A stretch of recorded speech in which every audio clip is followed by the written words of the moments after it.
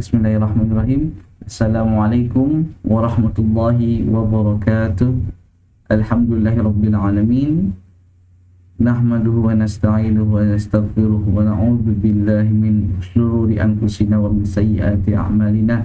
Man yahdihillahu fala mudilla lahu wa man yudlilhu fala hadiyalah. Asyhadu an la ilaha illallah wa asyhadu anna Muhammadan 'abduhu wa rasuluh. Allahumma shalli ala sayyidina Muhammad wa ala ali sayyidina Muhammad. Rabbi shrah li sadri wa yassir li amri wahlul 'uqdatam min lisani yafqahu qawli bi rahmatika ya arhamar rahimin.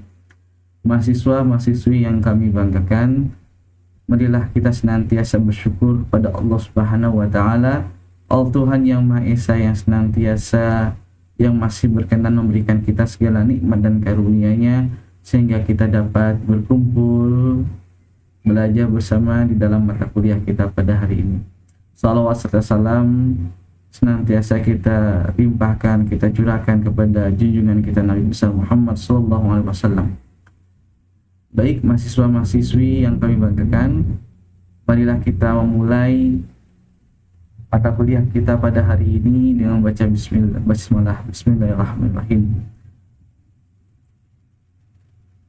Pada pekan lalu, pada pekan sebelumnya kita sudah belajar mengenai pasar modal di Indonesia, baik secara definisi, organisasi, aturan yang mendasari, kemudian lembaga penunjang, kemudian hal-hal lainnya. Nah, kita akan melanjutkan kembali pembahasan mengenai pasar modal tersebut. Kita mengulang kembali, yakni bahwasanya definisi pasar modal itu adalah suatu tempat bertemunya para penjual dan pembeli. Pasar, namanya juga pasar. Suatu tempat bertemunya para penjual dan pembeli untuk melakukan transaksi dalam rangka memperoleh modal. Ini adalah pasar dan modal, bursa efek. Adapun yang diperjualbelikan di dalam bursa efek, bursa saham tersebut atau bursa efek tersebut adalah saham dan juga obligasi. Saham ini terkait dengan hak kepemilikan seorang investor atas suatu perusahaan. Stocks kalau dalam bahasa Inggrisnya.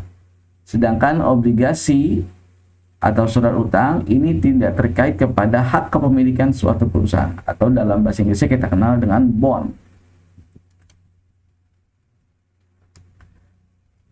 Saham ini surat berharga yang bersifat kepemilikan.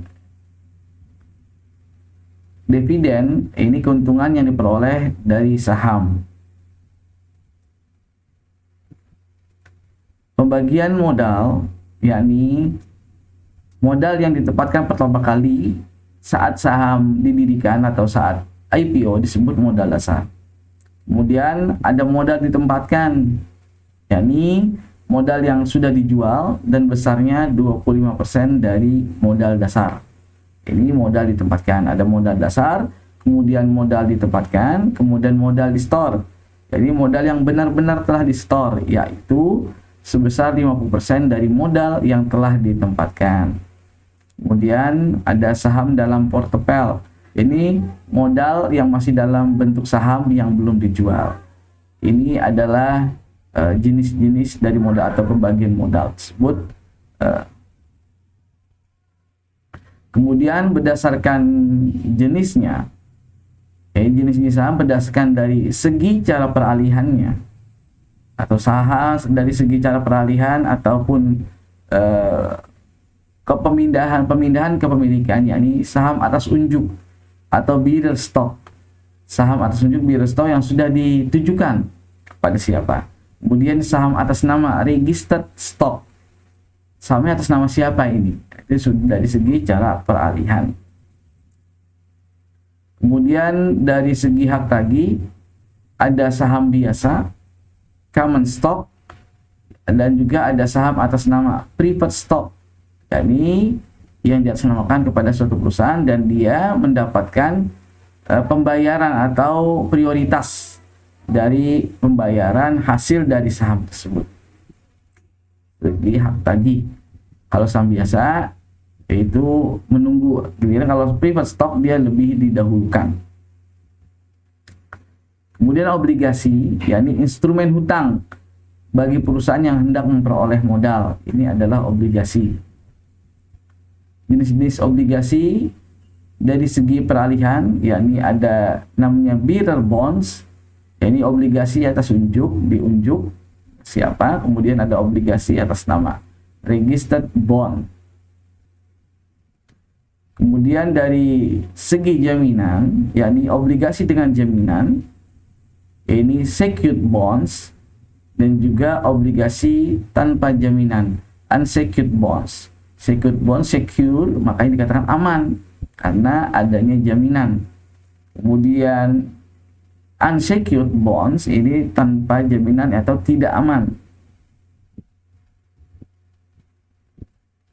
Nah, obligasi dengan jaminan itu terbagi kepada beberapa hal. Ya, pertama ya ini obligasi dengan garansi, guaranteed bonds. Kemudian obligasi dengan jaminan harta, mortgage bonds. Kemudian obligasi dengan jaminan efek atau saham, collateral trust bonds. Kemudian obligasi dengan jaminan peralatan, equipment bonds. Ini adalah jenis-jenis obligasi dengan jaminan. Jenis obligasi dari segi cara pembayaran bunga dan pokok, ada obligasi dengan bunga tetap, fixed income, obligasi dengan bunga tidak tetap, kemudian obligasi tanpa bunga. Dari segi penerbit, obligasi dapat diterbitkan oleh pemerintah dalam bentuk, contohnya adalah ORI, Obligasi Retail Indonesia. Ini yang menggunakan prinsip konvensional. Kemudian pemerintah pun mengakomodir bagi kaum muslimin yang ingin berinvestasi dalam bidang obligasi, yakni dengan nama SRI, Sukuk Retail Indonesia. Ini adalah obligasi oleh pemerintah. Sedangkan obligasi oleh swasta diterbitkan oleh perusahaan-perusahaan yang telah tercatat di bursa saham. Contohnya dari Indofood mengeluarkan obligasi, kemudian Gudang Garam mengeluarkan obligasi, kemudian Unilever mengeluarkan obligasi atau bond dari segi penerbitnya. Kemudian dari segi jatuh tempo, obligasi terbagi tiga, yakni jangka pendek, jangka menengah, kemudian jangka panjang. Jangka pendek ini waktunya kurang dari 1 tahun. Jangka menengah waktunya adalah 1 hingga 5 tahun, dan jangka panjang lebih dari 5 tahun. Siapakah para pemain di pasar modal?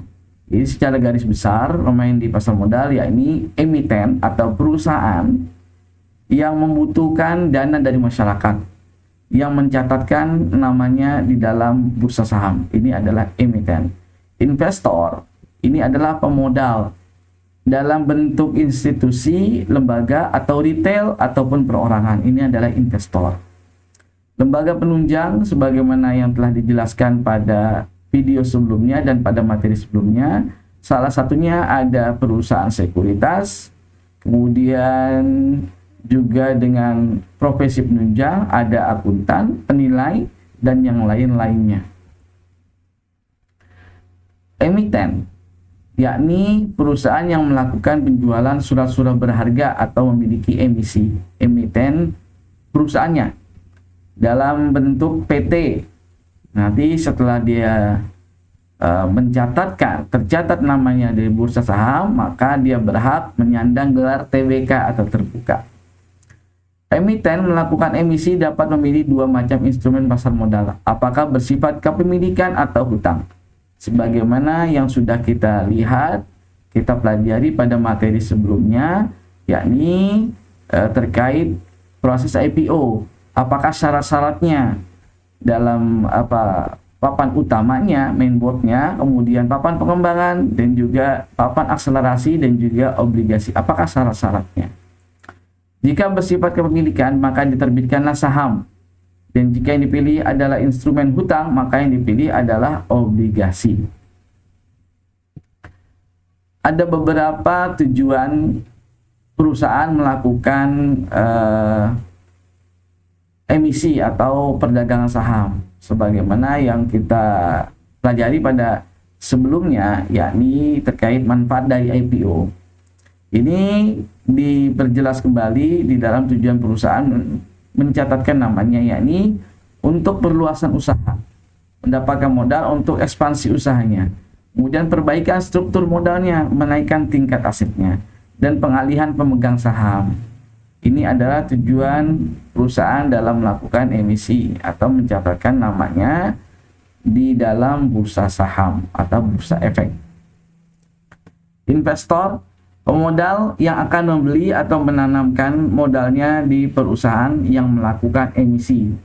Sebelum pelaksanaan investasi, investor melakukan penelitian dan analisa, mencakup bonafiditas perusahaan, prospek usaha emiten, dan analisa lainnya.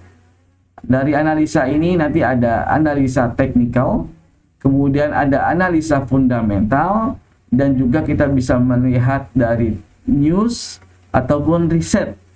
Nah, ini yang biasa dilakukan oleh para investor. Investor ini baik dalam bentuk perusahaan atau institusi ataupun retail ataupun perorangan.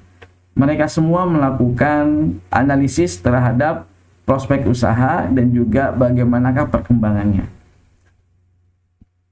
Dalam transaksinya ada buy, sell ataupun hold. Ini berdasarkan dari analisa masing-masing investor. Apakah dia termasuk informed investor, uninformed investor, intuitive investor, emotional investor, atau rasional investor. Ini terkait kepada risk appetite-nya atau profil risiko dari masing-masing investor. Tujuan investor yakni kepemilikan perusahaan. Itu tujuan investor menanamkan sahamnya di bursa efek, yakni untuk kepemilikan perusahaan. Mungkin investor itu membeli saat launching perdana atau IPO, Initial Public Offering. Ini pada saham pada pasar perdananya. Bisa beli, beli dapat lembar saham, beberapa lembar saham. Kemudian tujuan berikutnya yaitu berdagang. Berdagang ini dapat dilakukan pada pasar sekunder. Pasar yang dilakukan setelah proses IPO selesai dan tercatat nama perusahaan tersebut di papan nama bursa saham, papan bursa. Kemudian memperoleh dividen.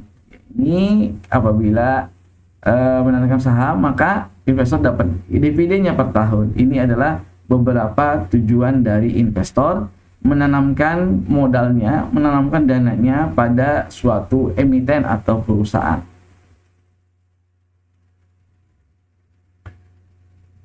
Di bawah ini adalah beberapa lembaga penunjang pasar modal yang sebelumnya mungkin kita sudah bahas, yakni penjamin emisi atau underwriter, kemudian perantara perdagangan efek, broker pialang, kemudian perdagangan efek atau dealer, kemudian penanggung atau garantor, kemudian ada wali amanat, kemudian ada perusahaan surat berharga atau securities company atau sekuritas, kemudian ada investment company atau perusahaan pengelolaan dana, dan juga kantor administrasi efek. Ini ada beberapa lembaga penunjang pasar modal yang akan kita bahas lebih lanjutnya pada pertemuan selanjutnya, apakah yang dilakukan oleh masing-masing lembaga tersebut. Demikian materi kita pada kali ini. Kita cukupkan dengan membaca hamdalah. Alhamdulillahirabbil alamin. Wassalamualaikum warahmatullahi wabarakatuh.